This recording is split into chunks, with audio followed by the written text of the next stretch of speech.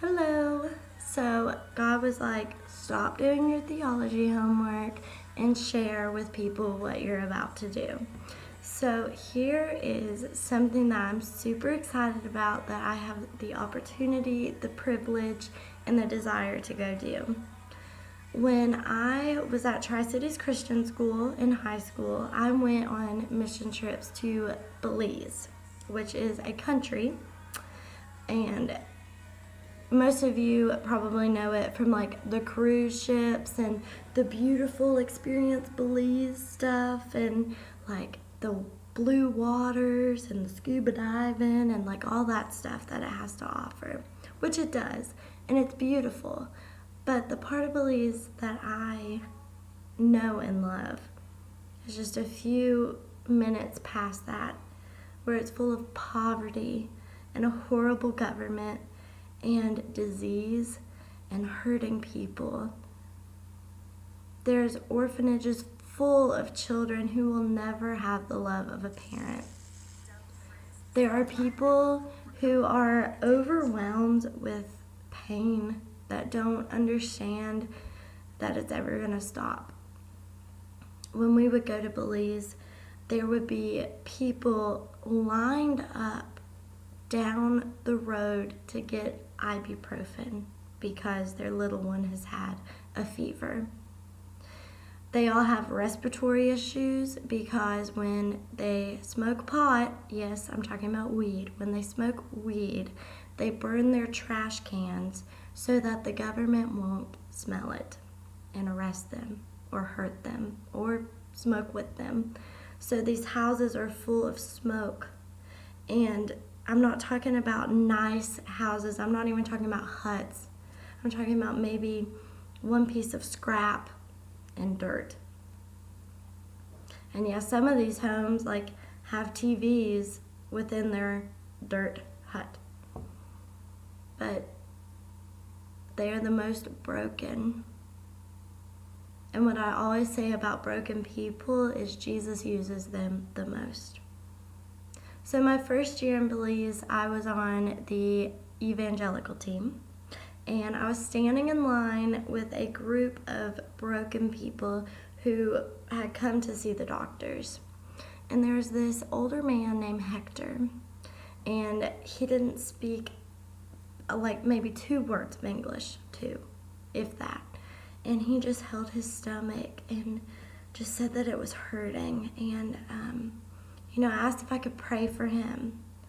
And before I even opened my mouth to pray for him, he put his hands over me and the rest of the team and started praying for us and the differences that we would make within the Belize community that week. I taped it and asked someone who spoke, Spanish and whatever else he was speaking to translate it for me, and he said that Hector didn't mention once that his stomach was hurting. He was praying that you all would be able to help other people.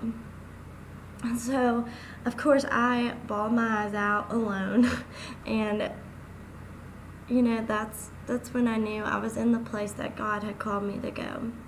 And I was there for a purpose, and the need was great, and his plan for us was greater. So that was my first trip. And my last trip was my senior year in high school, and I talked my parents into going with me. I said, I have a heart for serving. This is where my passion is. I love Belize. I love the people. I love the hearts that are there, and I need you all to experience it with me.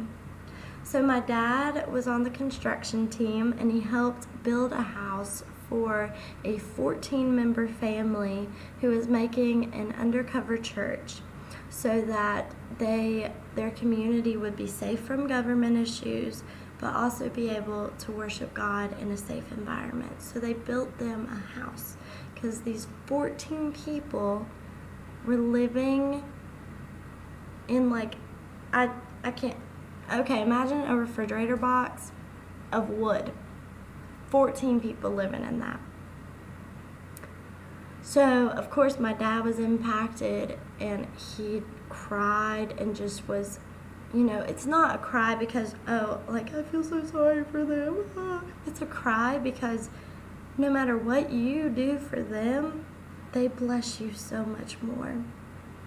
So much more. And like, you're there to help them, but they're helping you grow. They're helping you love Jesus again and find his joy, because that's all they're filled with is his joy. And my mom, of course, was a rock star peds nurse, and she was impacted by the great villages we went to. When you go to villages, they call them the bush, and you have to be out before the sun's down because gangs are so bad, and shootings and killings and drugs and just everything is bad. It is a bad, scary place filled with hurting people who will never receive medical care, receive a toothbrush, receive a pair of shoes, receive a Bible, unless someone goes there. So I had the opportunity to love and to grow with a lady named Melinda Upchurch. I met her through Tri-Cities, got to serve alongside her at children's ministries at Celebration Church.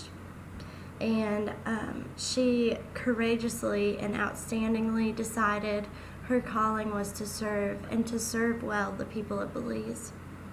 So, of course, when I figured that out and figured out she was living there, I messaged her and I said, is there any way that I could come to Belize and serve? I mean, any way. If I could stay with you, if I could help, if I could stay at the orphanage that you're about to open, whatever it is there a way? And her answer was, yes, we have openings in January if you would like to come. Well, that's a God thing, because I am in grad school currently.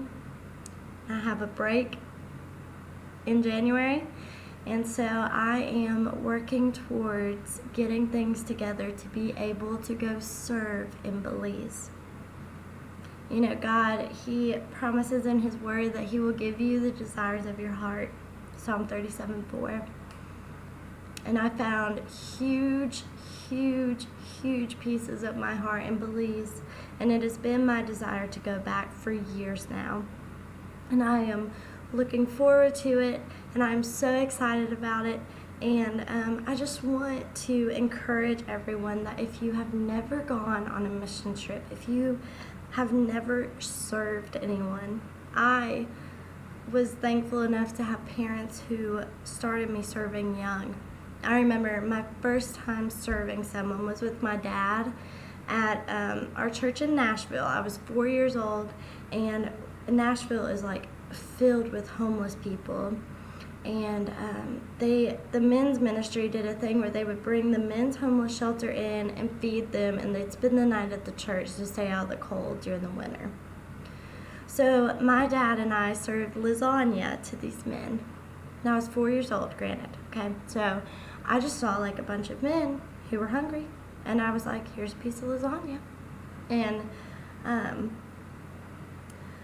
the greatest moment was having one man, and he had the saddest eyes, and he looked at me, and he smiled, and he took a piece of lasagna.